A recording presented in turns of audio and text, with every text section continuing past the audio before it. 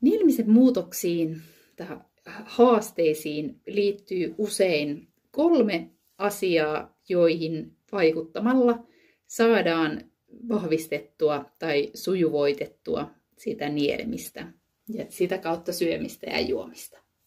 Yksi on se, että jos nieleminen on hidastunut, niin siitä hidastumisesta, siitä asian nielemisen keston lisääntymisestä, niin tulee erilaisia haasteita.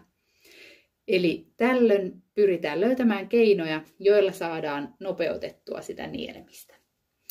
Toinen asia on se, että se nieleminen on jollain tavalla estynyt tai jossain vaiheessa pysähtyy.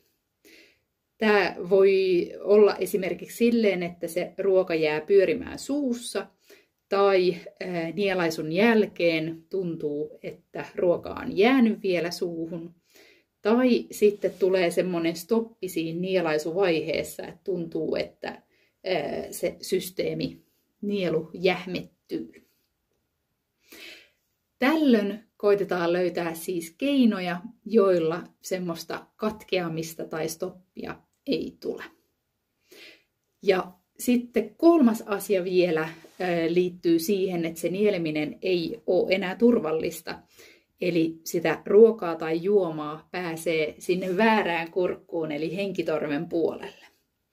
Tän sä huomaat usein siitä, että sua alkaa yskittämään tai sun ääni muuttuu, kun sä oot niellyt tai syönyt tai juonut.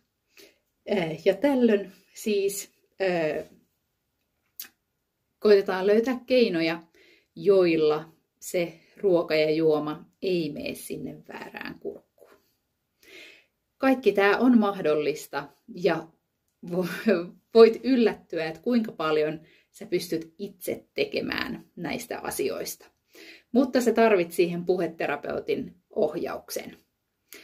Eli lähdetään hommiin, niin saadaan nieleminen haltuun.